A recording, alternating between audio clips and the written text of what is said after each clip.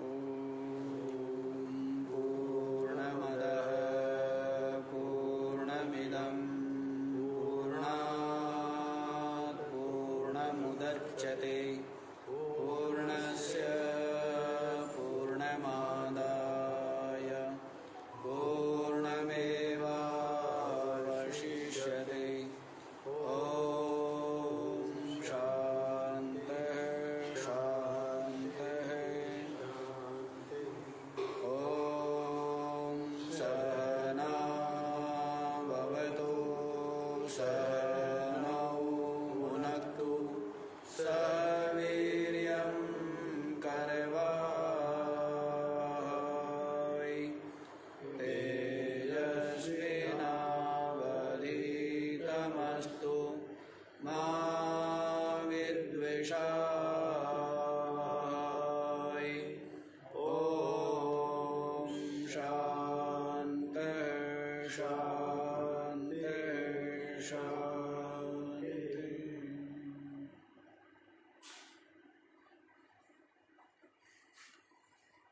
हाँ जी, तो कल आप लोग सुन आए हैं कि मुक्ति किससे होती है। तो बतलाया था मुकुंद भक्ते, क्या करने से? मुकुंद की भक्ति करने से। तो मुकुंद कौन है? मुकुंद जो परमात्मा। मुकुंद कौन है? जो परमात्मा, जो सबके हृदय में अंतर्यामी रूप से विराजमान है। उस परमात्मा की भक्ति से क्या होता है? मुक्ति की प्राप्ति। फिर यहीं पर इन्होंने पूछा था कि मुकुंद कह, कि मुकुंद कौन है? तो बताया था यह तारयेद अविद्याम, जो क्या करे? अविद्या से पार करे। मुकुंद कौन है? जो अविद्या से पार करे। देखो तीन तत्व है ना, ईश्वर, गुरु और आत्मा। कितने हो? हाँ जी, ईश्वर, गुरु और आत्मा। श्लोक बोलते हैं ना, ईश्वरो गुरुरात्मेति मूर्तिभेद विभागिने व्योमवद्व्याप्त देहाय दक्षिणामूर्तये नमः। कितने हुए? तीन मूर्ति है। कितनी मूर्ति? ईश्वर, गुरु और आत्मा। तो तीन अलग अलग दिख रहे हैं, लेकिन गुरु क्या करता है? मूर्ति भेद विभागिने, जो इन मूर्तियों में जो भेद है उस भेद का जो खंडन कर दे, नाश कर दे। जो ईश्वर है वही गुरु है, जो गुरु है वही आत्मा। समझ आया? जो ईश्वर है वही क्या है? गुरु है। और जो गुरु है वही क्या है? आत्मा है। क्योंकि तीनों के तीनों क्या है? तत्व है। तीनों के तीनों तत्व है, चेतन है, तो एक ही है ना। वो तो मूर्ति के कारण से, जैसे मिट्टी एक और मिट्टी के मूर्ति बना दी तीन, तीन मूर्ति बना दी, वास्तव में क्या है? एक ही मिट्टी ही तो है। तो वैसे ही जो ईश्वर, गुरु, आत्मा, और यहाँ तक कि हम तो जगत भी बोलते हैं। जगत के लिए भी क्या बोला? जगत की ब्रह्म रूपता आप लोग श्रवण कराए हैं ना विवेक चूड़ामणि में। अनेक प्रकार से जगत की ब्रह्म रूपता बतलाई है ना। दूसरा जो अध्यस्त होता है उसकी अधिष्ठान से भिन्न सत्ता होती नहीं है। जैसे जो कल्पित सर्प है वो रस्सी से भिन्न है क्या? रस्सी रूप ही है ना, रस्सी रूप ही हो जाता है। वैसे ही सारा का सारा द्वैत प्रपंच अपनी आत्मा में अध्यस्त है, आरोपित है, कल्पित है, इसीलिए क्या हुआ, सबका सब आत्मरूपी। तो तीन जो दिखते हैं वास्तव में उनके भेद का विभाग को, भेद का जो खंडन कर देवे वही गुरु है। समझ आया? जो ईश्वर में है ईश्वर ही गुरु है। मतलब गुरु पहले ईश्वर अलग, फिर बाद में क्या समझ में आता है कि गुरु ही ईश्वर, और फिर समझ में आता है अपनी आत्मा ही ईश्वर है और अपनी आत्मा ही गुरु। समझ आया? तो तीनों के तीनों क्या हो गए, एक हो गए कि मैं आत्मा हूँ। तो उसी के लिए कहा है कि जो मुकुंद की भक्ति करे, तो मुकुंद क्या हुआ, मुकुंद परमात्मा। फिर उन्होंने बताया विधा वही मुकुंद वही है जो अविद्या से पार कर दे। तो परमात्मा ईश्वर भी हुआ और गुरु भी हुआ और आत्मा भी हुआ, है ना। अविद्या क्या बदलाई थी, आत्मना अस्फुर्ति, अपनी आत्मा का स्फुरण ना होना। अब सबको अपने आप का स्फुरण तो होता है, लेकिन होता क्या है? उपाधि के साथ होता है। उपाधि से अलग अपने आत्मा अपने आप का स्फुरण नहीं होता है। शरीर को साथ लेकर के हो रहा है ना स्फुरण, इंद्रियों को, प्राण अंतःकरण को लेकर के हो रहा है ना स्फुरण, मैं हूँ मैं हूँ मैं हूँ। लेकिन इनसे अलग, इनसे रहित अपनी आत्मा का स्फुरण न होना, अर्थात जो विशुद्ध है, जो निर्विशेष है, जो निरुपाधिक है, उसका स्फुरण न होना, यही अविद्या है। तो स्फुरण तो हो जाता है ना, हो ही रहा है कि मन बुद्धि का भी जो साक्षी है और मन भी जिसमें विलय हो जाता है और जो चिन्मात्र शेष रह जाता है वही आत्मा है, और यही आत्मा का स्फुरण है और यही आत्मा का साक्षात्कार है और यही आत्मा की परमात्मा की प्राप्ति। ठीक है, तो ये हो चुका है। आज आप लोग 57वां श्लोक दें। कस्य नाशोको यः स्याद क्रोधः किं सुखं तुष्टिः को राजा रंजनकृत कश्च स्वानीच सेवको यः स्यात्। ध्यान दिया करो, बोला ना किया करो। 50 साल से जिन श्लोकों को बोल रहे वो तो एक शुद्ध नहीं बोला जाता। ध्यान देना चाहिए ना कि क्या बोल क्या रहे हैं, लिखा क्या है। कश्चन शोकः यः स्याद् अक्रोधः किं सुखं तुष्टिः कः राजा रंजनकृत कः च स्वानीच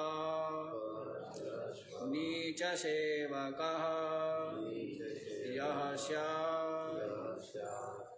कस्य न शोकः, शोक किसको नहीं,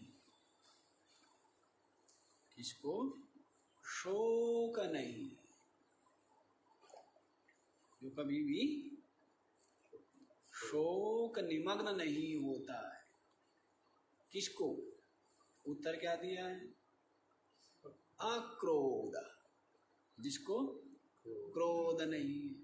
दिमाग लगाओ, यहाँ क्या है ना, दिमाग लगाना पड़ता है।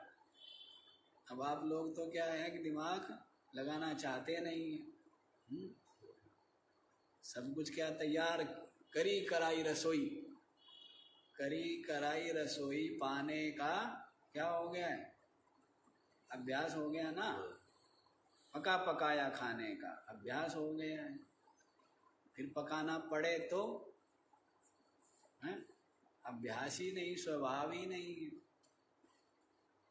तो दिमाग लगाना पड़ेगा, यहाँ पर पकाना पड़ेगा। तो कह दिया है शोक किसको नहीं है, जिसको क्रोध नहीं। तो ये तो एक कार्य मात्र है क्रोध, तो वास्तविक कारण क्या है, कारण की तरफ बढ़ेंगे ना। तो पहले क्रोध ही ले लो, कार्य को ही ले लो। आदमी क्रोध में आकर के क्या करता है, गलत कर देता है, गलत बोल दिया, गलत कर्म हो गया, क्रोध में आकर के डंडा मार दिया, धक्का मार दिया, तो फिर बाद में क्या होता है, पश्चाताप होता है ना, शोक होता है ना। क्रोध में आकर के कुछ अनर्गल बोला गया तो फिर क्या होता है, शोक होता है, नहीं होता है, हैं? हाँ, और देखो द्रौपदी को कितना शोक हुआ है, बोला गया, मुख से निकल गया तो कितना शोक हुआ ना उसका, सब कुछ उजड़ गया, कितना विनाश हुआ। तो क्रोध के कारण से क्या होता है, शोक होता है ना बाद में। अश्वत्थामा, दुर्योधन, उनको भी शोक हुआ ना, मार तो दिए पांडवों के पुत्र, बाद में क्या हुआ, शोक हुआ कि अरे हमारे से तो वे अबोध निरपराध बालक मारे गए, शोक हुआ ना। वैसे अच्छा, ये तो कार्य क्रोध की बात बताई है, लेकिन अब आप ये बताओ क्रोध की शुरुआत कहाँ से, कामना से। चित्त में कामना हो और वो कामना पूरी ना होवे तो किसका जन्म होगा, क्रोध का जन्म होगा। किसका जन्म हुआ, तो कामना के कारण से शोक होता है, लेकिन वो भी कार्य ही है। वो किसका काम है, काम किसका कार्य है, अविद्या का। अविद्या के कारण ही तो कामना का जन्म है, हैं? इसलिए अविद्या, अज्ञान के कारण से कामना का जन्म होता है, और अविद्या स्वरूप का स्फुरण न होने से अपने में जीव भाव मानता है, इसी कारण से शोक होता है। फिर कामना का जन्म होता है, फिर शोक होता है, फिर क्रोध का जन्म होता है, फिर शोक होता है। तो इनका कारण क्या हुआ, कारण तो अविद्या ही हुआ ना। शोक का कारण क्या है, अविद्या, वहां वही मुख्य कारण है। स्वरूप का ज्ञान न होना, बोध न होना, उसी कारण से शोक होता है, क्योंकि उसी से कामना और उसी से क्रोध और उसी से शोक, चार पीढ़ी हो गई ना। अविद्या, काम, क्रोध और शोक, चार पीढ़ी हो गई है। तो सबका हेतु क्या है, अविद्या ही सबका हेतु, अज्ञान, स्वरूप का ज्ञान न होना, यही सबका हेतु हो गया है।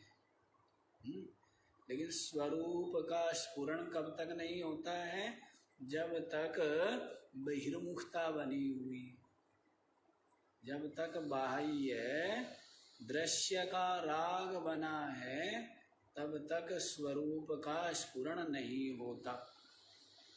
दृश्य में राग और दृश्य में सत्यत्व बुद्धि, ये दो ही अविद्या के क्या है, कवच है। दृश्य का राग और दृश्य में सत्य बुद्धि, यही क्या है, अविद्या के कवच है। जैसे कर्ण पहनता, कवच पहनते थे ना, कवच जो क्या करें, अस्त्र शस्त्र का प्रहार होवे वो रुक जाए, वो शरीर तक ना पहुंचे, इसके लिए क्या पहनते हैं, आजकल पहनते हैं ना क्या, बुलेट प्रूफ जैकेट, जिससे कि वो ना पहुंचे गोली अंदर, बुलेट प्रूफ जैकेट पहनते हैं। तो तो वैसे ही ये जो ज्ञान है ना, ये पहुंचता नहीं है आप तक। क्यों नहीं पहुंचता है? क्योंकि दृश्य में राग, दृश्य में सत्यत्व बुद्धि, इसलिए अविद्या का कुछ बिगड़ता नहीं। अविद्या की कवच पर ही सारे वार इसी पर रह जाते हैं ना, अविद्या तक पहुंचता नहीं। अविद्या के कवच है राग और सत्य बुद्धि दृश्य में। तो अविद्या ही शोक का कारण होगा। तो इसलिए जो अविद्या से परे हो गया, क्योंकि पीछे भी सुना ही है आपने, क्या सुना था पिछले वाले श्लोक में? अविद्या से जो पार करे, अविद्या क्या? अपनी आत्मा का स्फुरण न होना। तो वही प्रसंग जोड़ लीजिए, अविद्या विद्या दो बार आ गया ना पीछे। तो यहाँ पर भी शोक से मतलब यही है कि जो अविद्या रहित है वो शोक से मुक्त हो गया। जिसको नारद जी ने कहा ना कि तरती शोकम आत्मवित, आत्मवेत्ता शोक को तर जाता है, शोक से परे हो जाता है। शोक मोह का उसको स्पर्श नहीं होता है। किसको? आत्मा को जो जानता है। और जो आत्मा को नहीं जानता है वो निरंतर शोकाकुल रहता है, क्योंकि दृश्य में सत्य बुद्धि है, राग है, और ये जो दृश्य है ये तो परिवर्तनशील है ही, नश्वर है ही। तो फिर क्या होगा? और हम क्या चाहते हैं कि ये अनुकूल बना रहे। अज्ञानी क्या चाहेगा? चाहता है अनुकूल बना रहे, एक रस बना रहे, परिवर्तन ना होवे, नाश न होवे, जीर्ण ना होवे, प्रतिकूलता समस्या ना आए, है ना? ऐसा सोचता है और ये आते रहते हैं। तो इस कारण से क्या होगा? उसको शोक हो। जो आत्मवेत्ता नहीं है उनको शोक होता है, और जो आत्मा को जान लेते हैं वे शोक के सागर को पार कर जाते हैं। शोक मोह उनको स्पर्श नहीं करता है। तो समझ आ गया जी? जो अक्रोध मतलब अकाम मतलब अविद्या रहिता, जो क्या है? अविद्या से रहित हो गए हैं, उनको शोक नहीं होता है। अब पूछा है जी किम सुखम, सुख क्या है? क्या पूछ रहे हैं? सुख क्या है? तुष्टि ही। सुख क्या है? संतोष। सुख क्या है? संतोष। अब सुख भी आप दो प्रकार का समझिए। एक तो हो गया साधन रूपा, एक हो गया साध्य रूप। संतोष तो है साधन, और अपनी आत्मा का बोध है साध्य। संतोष होता है तो साधारण सुख मिलेगा। संतोष है ना, संसार में क्या है? संतोष है, सुखी है ना? लेकिन पूर्ण संतोष तो तब तक आ ही नहीं सकता ना। ये तो भय रहेगा ना मैं मर जाऊंगा, ये तो भय रहेगा ना कि ये जगत मैं नहीं देख पाऊंगा, ये तो भय रहता ही है ना कि मेरा जो परिवार है, प्यारे है, वो सब छूट जाएंगे। नहीं, तो जो संतोष है जिसको, उसको सुख तो है, लेकिन परम सुख कहिए वो उसको नहीं हो सकता। परम सुख किसको होगा? ऐसा सुख जिसमें दुख का लेश ना हो। हाँ जी, ऐसा सुख, ऐसा सुख जिसमें दुख का प्रवेश ना हो। ऐसा सुख कब होता है? जब अपनी आत्मा की सच्चिदानंद रूपता का अनुभव तभी होगा ना। तो संतोष तो एक साधन है। किसका साधन है? ज्ञान का भी साधन है और सुख का भी साधन है।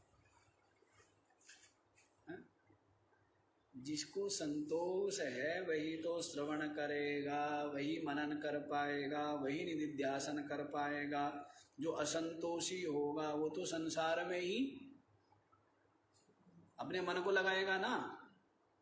जिसको संतोष हो गया वही क्या है?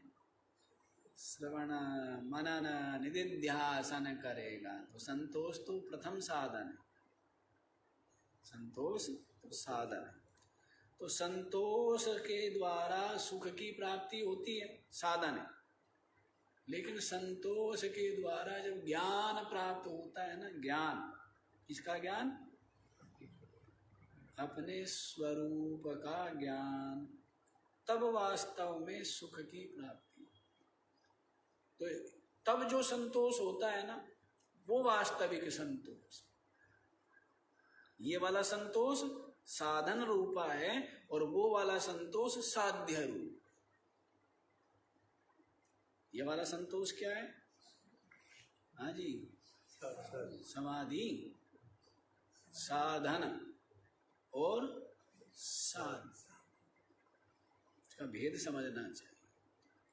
साधन में संतोष है, सुख है, लेकिन फिर भी असंतोष बना रहता है। मर जाऊंगा, छूट जाएगा,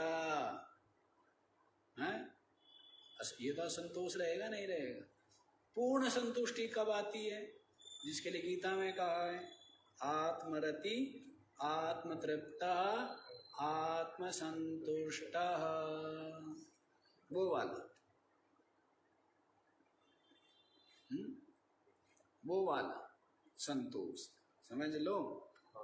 हाँ, कभी जो है, अभी थोड़ा समझ में आएगा आप लोगों की, ना तो समझ में आएगा ना, वहाँ तक बुद्धि जाएगी।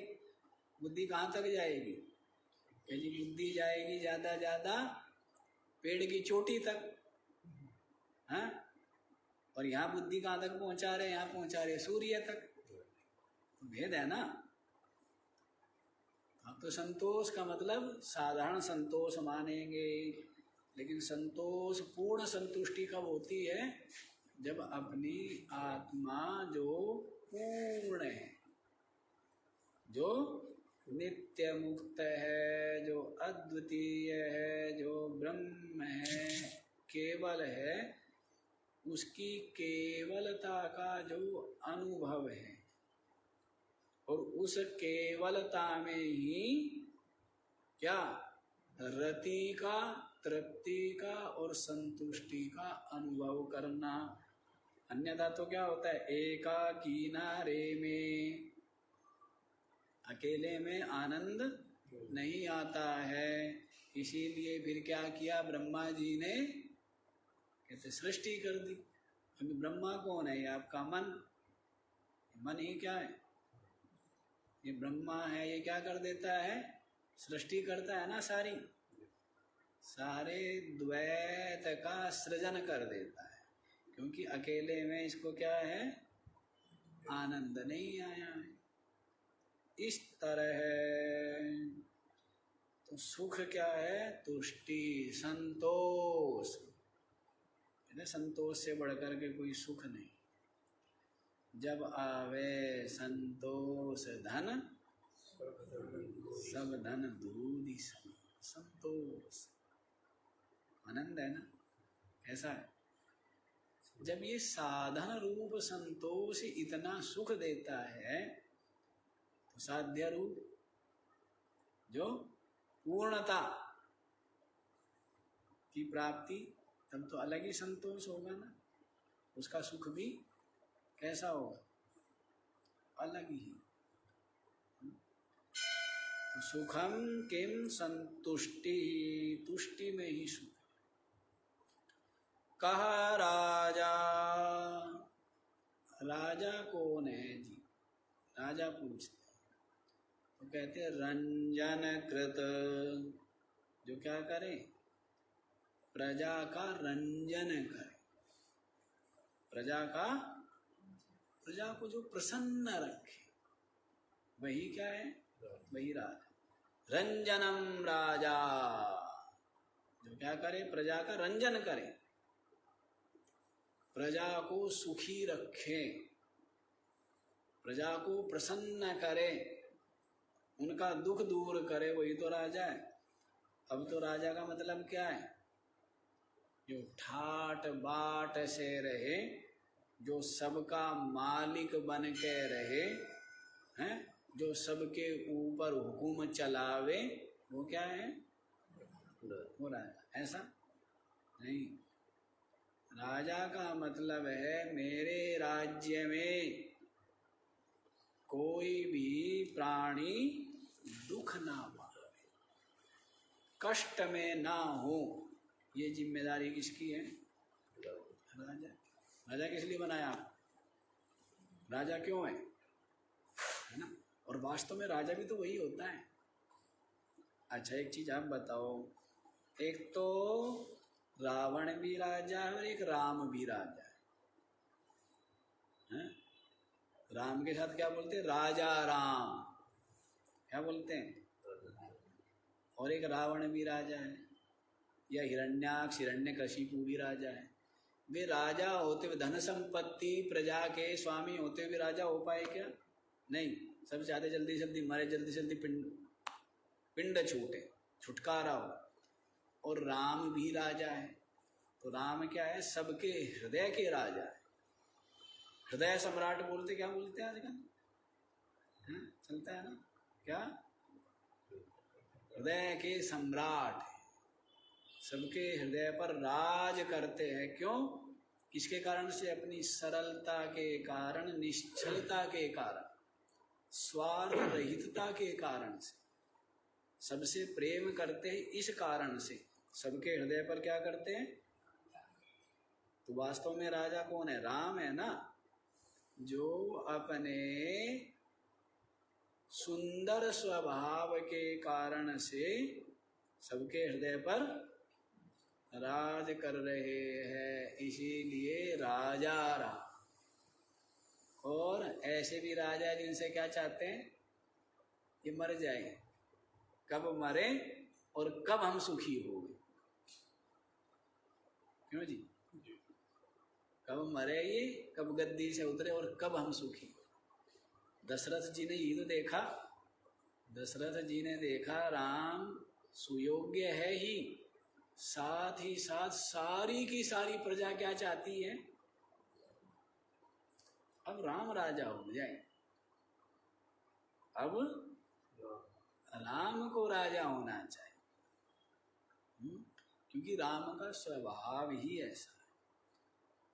राम विनम्र है, सरल है, सबका सम्मान करते हैं, सबसे प्रेम रखते हैं। इसी कारण से सब चाहते हैं कि हमारा राजा कौन हो, राम। दशरथ जी महाराज अब क्या कर दें, त्याग पत्र दे दें, प्रजा की इच्छा, दशरथ जी त्याग पत्र। तो राजा वही है जो प्रजा को रंजन करे, प्रसन्न करे। वो क्या राजा है, जो अपना अपना ठाट बाट, क्या है, ऐसे भी राजा हुए जो राज्य का कुछ भी अपने उपयोग नहीं करते, जो थोड़ी बहुत उनके पास होता उसी खेती बाड़ी करके उससे ही गुजारा करते थे। ऐसे राजा रानी भी हुए कि जो कुछ भी राज्य कोष में धन है उसका स्पर्श भी नहीं करते थे। ऐसे संतोषी और त्यागी ऐसे ऐसे हुए हैं ना। आप सोचिए, समझ आ रहे। तो एक अलग ही मर्यादा और एक अलग ही मापदंड उन लोगों ने तय किया। तो राजा वही है जो अपनी सुख सुविधाओं का नहीं, प्रजा की सुख सुविधाओं का ध्यान, वही राजा है। कहा चाश्वा, कुत्ता कौन है जी? कुत्ता क्या पूछा है? कुत्ता कौन है? यह नीच सेवक स्यात्, जो नीच सेवक होता है ना वो कुत्ता होता है। क्या है? नीच सेवक, जिसके आश्रित है, जिसके आश्रित शरीर का निर्वाह हो रहा है, भोजन वस्त्र प्राप्त हो रहे हैं, और उसकी ही निंदा करें, उसका ही क्या करें? उसकी ही निंदा करें, द्वेष करे, दुर्भाव रखे, ऐसा जो नीच सेवक है वो कुत्ता होता है। क्या बताया? कुत्ता। जिसके द्वारा सब कुछ प्राप्त हो रहा है, परिवार का, स्वयं का भरण पोषण हो रहा है, और उसमें ही जो दोष बता रहा है, कमी बताता है, निंदा करता है। भाई तू है क्यों यहाँ? किसी ने तेरे को बांध करके रखा हुआ है क्या? है? छोड़ दे, चला जा। लेकिन वहीं रहना और फिर क्या करना? क्या करना? निंदा करना, दोष दर्शन करना, कमियां निकालना। तो ये क्या होता है? ऐसा जो नीच सेवक है उसको कुत्ता कहा। क्या बोला है? कुत्ता बोला। लेकिन कुत्ता भी कहेगा मेरे को गाली दे दिया आपने। कुत्ता क्या कहेगा? कि मैं इतना नीच थोड़ा हूं। कुत्ता कहेगा मैं तो वफादार हूं। कुत्ता भी क्या कहेगा? मैं इतना नीच नहीं जितना वो व्यक्ति नीच है। वो तो बड़ा नीच हुआ ना। कई जगह हम देखते हैं, कई जगह हम गए और कोई जिनके आश्रित है उनकी ही हल्का सा भी निंदा करता है ना हमारे सामने, तो गिर जाता है हमारी दृष्टि। हमसे बात भी करना पसंद नहीं, गिर जाता है, उसका कोई मूल्य नहीं है। अरे तू जहाँ रोटी खा रहा है और उनकी ही तू निंदा कर रहा है, तेरे को किसी ने जबरदस्ती रोका हुआ है क्या? दरवाजा बंद किया हुआ है, भाग जा, चला जा। उस व्यक्ति का कोई अस्तित्व नहीं है, शून्य, वो है ही नहीं, वो जीता हुआ ही मरा हुआ है, उसकी कोई सत्ता नहीं। एक दो लोगों को तो मैंने मुंह पे बोल भी दिया था कि अपने बड़ों की जिनमें कोई दोष नहीं है और उनकी निंदा दूसरों से की है। वैसे पढ़े लिखे बुद्धिमान, तो मैंने उनको बोल दिया कि तुम हमारी दृष्टि में बिल्कुल जीरो, तुम्हारा कोई अस्तित्व नहीं। जो अपने माता पिता या अपनी सास ससुर और जिनमें कोई दोष नहीं है, कोई छल नहीं है, और उसमें दोष बतावे, तो वो व्यक्ति क्या होता है? शून्य। कहने के लिए बहुत बड़ी बड़ी सर्विस कर रहे हैं, वो कर रहे हैं या कर रही है, लेकिन वो क्या है?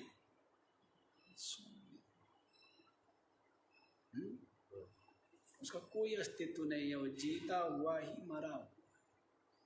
अपने तो देखना नहीं और दूसरे में बता रहे हैं। अपने जो बड़े है, वृद्ध है, और जिनमें ऐसा कोई है नहीं, कोई भेद किसी तरह का कोई भेद नहीं है, वो किसी तरह का, किसी प्रकार का वो उनके साथ भेदभाव नहीं करते, और फिर भी उनमें दोष देखना। हाँ, तो ऐसे लोग जो होते हैं वो शून्य होते हैं, कुछ नहीं। तो कुत्ता तो बहुत काम का है, लेकिन यहाँ पर ऐसे कह दिया है कि वो जो नीच सेवक है वो क्या है? कुत्ता है।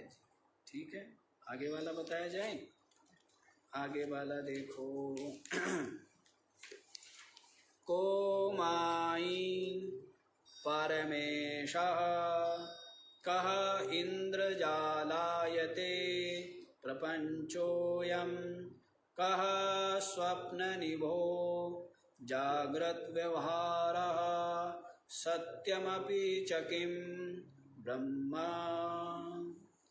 कः मायि परमेशः कः इंद्रजालायते प्रपंचः अयं कः स्वप्ननिभः जाग्रद्व्यवहारः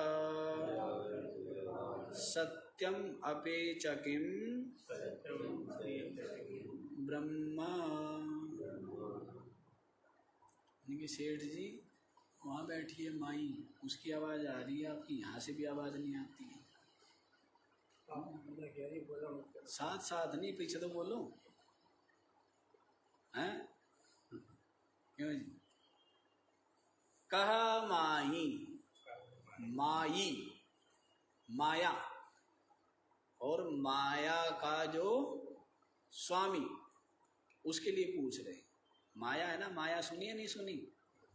माया तो कहीं बैठी है, हाँ? तो ये माया की बात नहीं है। माया इसके लिए कहा है, माया मरी ना मन मरा, मर मर गए शरीर, आशा तृष्णा ना मरी, है ना? माया की बात। माया ने है, तब माया में जीव गोसाई, बंध्यो कीर मरकट की नाई, सबई नचावत राम गोसाई। वो जो माया, तो जो माया है, जिस माया का सारा ये कार्य है, सारा का सारा जगत द्वैत जिसका कार्य है, किसका कार्य है? माया का कार्य है ना। तो वो माया का स्वामी कौन है? माया भी तो की सब कुछ माया के अधीन है। ये माया किसके अधीन है? सब कुछ किसके अधीन है? माया के। माया का कार्य है। माया किसके अधीन है? तो कहते परम ईशः, जो परमेशः, परमात्मा। परमात्मा क्या है? माया का स्वामी। माया का स्वामी कौन है? परमात्मा। और परमात्मा के ज्ञान से ये माया क्या होती है? नष्ट हो जाती है। परमात्मा को जान लेने पर माया रहती है क्या? क्यों जी? माया क्या होती है? माया का आवरण भंग हो जाता है जिसने परमात्मा को जान लिया। सारे जगत का, सारे दुख क्लेश का मूल माया।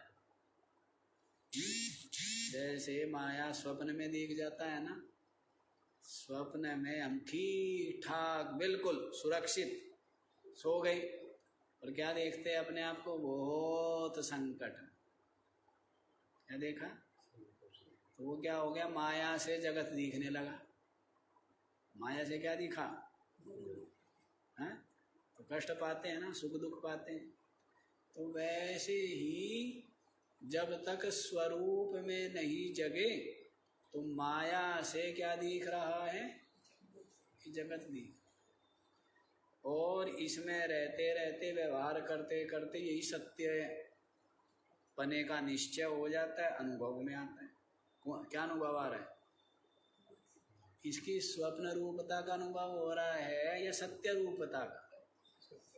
हैं? जबकि है क्या वास्तव में? स्वप्न है। लेकिन स्वप्न भी उस समय क्या लगता है? सत्य लगता है। तो वैसे ये भी क्या लग रहा है, वो निरंतर व्यवहार इसमें हो रहा है, निरंतर सब कुछ व्यवहार किसमें हो रहा है, खाना पीना लेना देना चलना फिरना बात करना सब कुछ किसमें हो रहा है, इसमें हो रहा है ना। तो ये क्या हो जाता है, मिथ्या होते हुए भी सत्य भास रहा है क्या। अच्छा एक चीज आपको देखो, विचित्र काम हो गया ना विचित्र काम हो जाता है, जो मिथ्या है उसके सत्यपने का निश्चय हो गया, अनुभव हो रहा है। जगत मिथ्या है, इसके क्या है, सत्यपने का निश्चय नहीं, अनुभव हो रहा है। और जो सत्य है उसका पता ही नहीं। हाँ।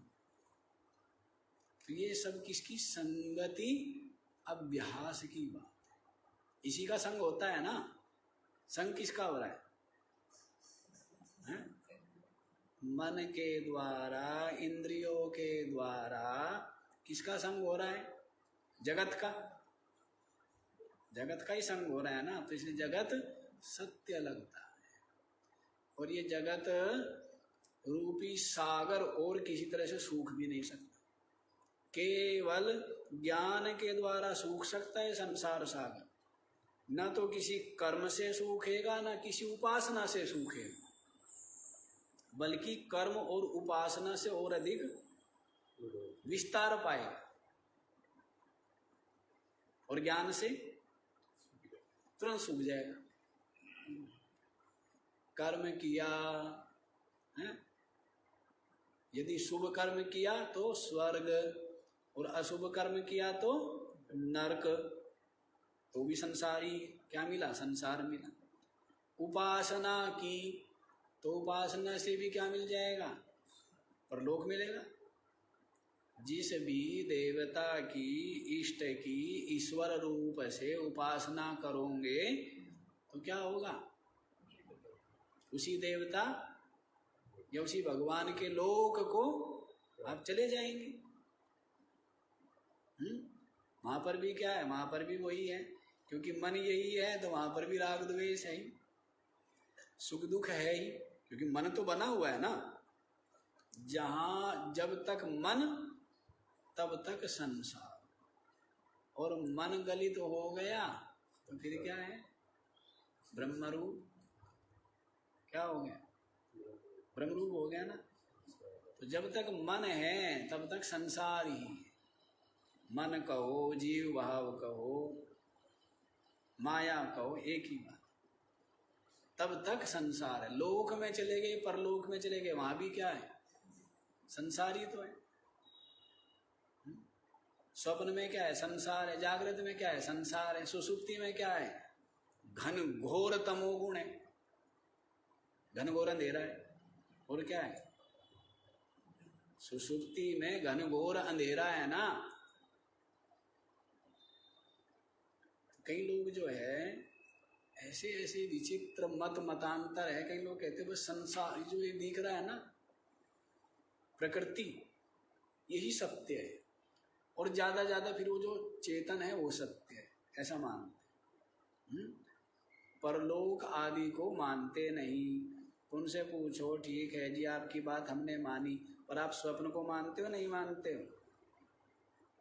मानते हैं, स्वप्न तो देखा है। जब आपने स्वप्न देखा है तो स्वप्न तो इस प्रकृति में भी नहीं है, इस प्रकृति के अनुसार तो स्वप्न है नहीं, और चेतन के अनुसार भी स्वप्न नहीं है। तो स्वप्न है अनुभव में क्या जी, हाँ, तो वैसे परलोक मानने में क्या दिक्कत है? परलोक मानने में क्या समस्या है? तो लोक, परलोक और स्वप्न लोक सब एक ही है, बराबर है, कल्पित है ना। जैसा स्वप्न है ऐसा ही जागृत है जगत, और जैसा जगत है ऐसा ही परलोक।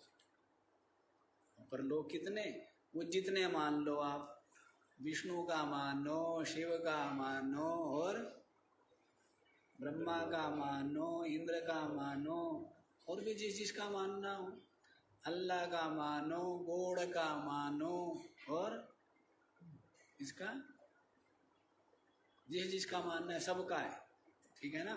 सबके अपने अपने प्लाट हैं, सबने प्लाट ले करके अपने अपने महल बनाए हुए, नहीं जैसे ऋषिकेश में सबके अपने अपने आश्रम मठ मंदिर मकान है, वैसे मतलब क्या है, सब मान्यता ही तो है, सब माने हुए, तो सब सत्य है। तीन तो आप देख ही रहे हो, सुषुप्ति देख रहे हो, स्वप्न को अनुभव करते हो, जागृत को अनुभव करते हो, और चौथा अपनी आत्मा ही। तो इसलिए परलोक आदि मानने में इनका पूरी तरह से खंडन करना भी मूढ़ता ही, सब है, ठीक है ना, क्या है, सब है। अब जो भारत नहीं आया या भारतवासी जो विदेश नहीं गया, इसका मतलब वो है ही नहीं, हैं? ऐसे प्रकृति में भी बहुत कुछ है जो हम नहीं जानते, नहीं अनुभव में आते, इसका मतलब वो है नहीं, ऐसा। तो माया है, माया में तो सब कुछ है और अनंत है, तो उसको मानने में हमें कोई तकलीफ नहीं है। जो कुछ है सब कल्पित है, जो कुछ है सब नश्वर है, कुछ भी सत्य नहीं है। एक अधिष्ठान चेतन से भिन्न सबकी एक जाति है, सबके सब जड़ है, दृश्य है, अनात्मा है, परिच्छिन्न है, परिवर्तनशील है और नश्वर है, सबका सब, किसको छोड़ के, एक चेतन तत्व को छोड़। और वो चेतन क्या है, सो ब्रह्म है, तू है वही पुतली नहीं तू निकल गया। सो ब्रह्म है, तू है वही पुतली नहीं तू मांस। जो चेतन है ना वो अकल्पित है, दो ही हम बोलते ना, कल्पित और अकल्पित। चेतन से भिन्न सब कुछ, शरीर से लेकर जगत से लेकर ब्रह्मलोक तक सब कुछ कल्पित, चेतन को छोड़कर। चेतन क्या है, एक अकल्पित है, एक सत्य, बाकी सब मिथ्या है, बाकी सब स्वप्न। अच्छा जी, तो इसी को बता रहे हैं कि माई कौन है, माया का स्वामी परमेश, जो परमात्मा है वही माया का स्वामी। कह इंद्रजालायते, इंद्रजाल होता है ना, क्या, जादू, क्या होता है, जादूगर आता है, क्या क्या दिखाता है, बहुत कुछ दिखा देता है, हैं? और झोली में है कुछ उसके, आता है और नोटों का क्या लगा देता है, नोटों का पूरा बंडल लगा देता है, हैं? कपड़ों का पूरा वो लगा देता है। देखा है नहीं देखा है, नहीं देखा है, अरे तो वो दिखाया करते थे, पूरी पूरी हमने देखा है ऐसे चौराहे पर मिठाइयाँ, कपड़े, कबूतर, मुर्गे, धन संपत्ति, इतना कुछ दिखा देता, वस्त्र आभूषण, और सब दिखाने के बाद फिर कहता लाओ जी 1-1 रुपया दो, 50-50 पैसे मिलते उसको। हम सोचते जब इसके पास इतना है, बच्चे थे, इसके पास इतना फिर मांग क्यों रहा है? तो वो सब क्या था, केवल दिखाने के लिए होता है, वास्तव में विद्या है ये, सबकी दृष्टि को ऐसे अवरुद्ध कर देता है, जो वो दिखाना चाहता है सबको वही दिखता है। दूसरे के शरीर से पैसे निकालना शुरू कर दिया, और मिठाई भी खिला देता है लोगों को, मिठाई भी खिलाता है, बहुत कुछ करके दिखाता है वो, और है कुछ भी नहीं। इतना इतना धन दिखाएगा और फिर बेचारा कटोरा लेगा, कटोरा, और कटोरे में कोई उसको कोई 10 पैसा, कोई 5 पैसा। पुराने जमाने में, गरीब जमाने में कोई 1 रुपया कौन दे? क्यों जी? मुझे दिया है जादूगर ने कि 500 तुम दोनों बात करो, तो बिल्कुल 500 वो कह रहा अभी नहीं दे, जल्दी चला जाओ तब देगा अखबार का टुकड़ा। देखो वो जो दिखाना चाहता है वो दिखता है ना उस समय, और टोकरे से निकाल के दिखाता है, वो झोली में होता कुछ नहीं उसमें। ऐसे तो ये इंद्रजाल, तो वैसे ही इंद्रजालायते किम कह प्रपंच अयम, ये जो प्रपंच है ये भी इंद्रजाल ही है। जादूगर का क्या है ये? जादूगरी से जादू है, जादूगर, जादूगरी और जादू। क्या इसको कैसे बोलेंगे? माया, मायावी और उसकी ये माया का कार्य जगत। मायावी कौन? चेतन ब्रह्म परमात्मा, वो तो क्या है? मायावी, उसकी माया से, और ये क्या है? ये उसकी माया का कार्य जगत। इंद्रजाल है, उसका क्या है? इंद्रजालिक, इंद्रजाल, और ये उसका इंद्रजाल। क्या गड़बड़ हो गया? इंद्रजालिक और इंद्रजाल, और उसकी जो जादू माया, उसकी जो माया, तो वह उसी को बता रहे हैं कि इंद्रजाल के समान क्या है? अयम प्रपंच, ये सारा का सारा प्रपंच जगत क्या है? इंद्रजाल मात्र है, वास्तविक जिसको हम क्या मानते हैं? है क्या वास्तव में? ये मायावी की माया मात्र। इसके अलावा इस संसार से, जगत से निकलने का, मुक्त होने का कोई साधन ही नहीं। करो उपासना, लोक परलोक में चले जाओगे। सब कुछ तो मन से कल्पित है, सब कुछ कल्पित है। अभी भावना करो, विष्णु की भावना करते रहो, करते रहो, करते रहो, विष्णु जो है वो आकार रूप लेकर के सामने प्रकट हो जाएगा। लेकिन है क्या वो? भावना मात्र है। क्या वो? संकल्प मात्र है। क्या वो?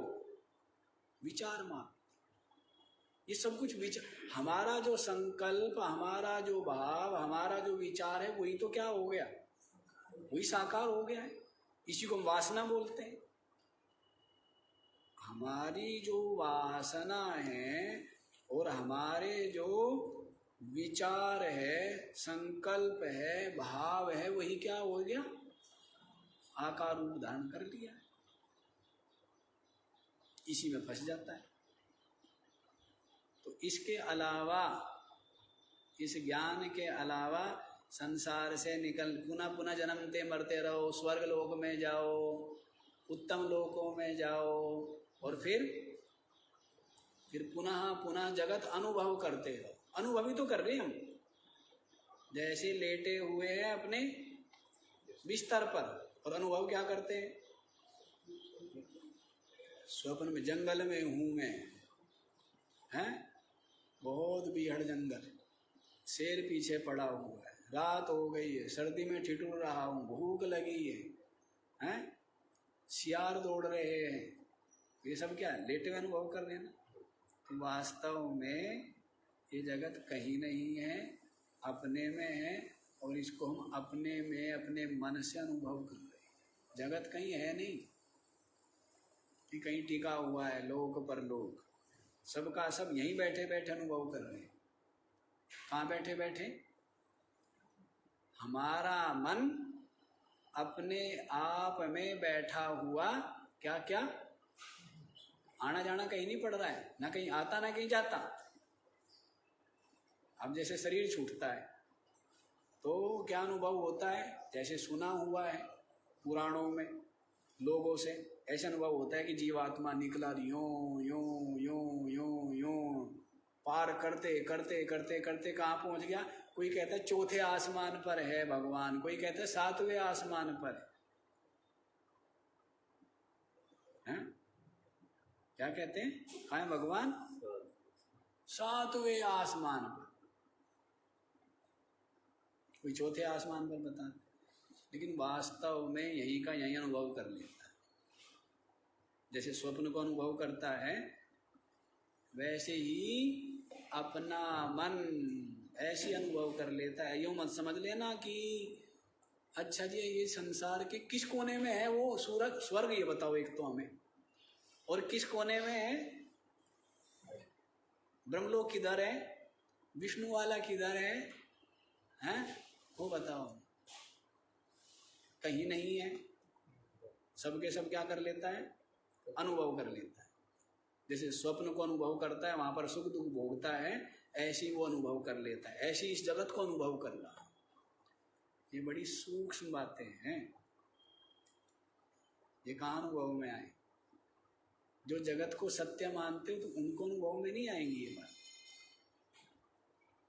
और जो समझ जाएंगे कि सारा का सारा दृश्य जगत सत्य नहीं, केवल क्या है, संकल्प मात्र है। क्या है? संकल्प मात्र है, फुरना मात्र है, वो समझ जाएंगे। ये तो सब अपने में भासने लग जाते हैं बिना कुछ किए।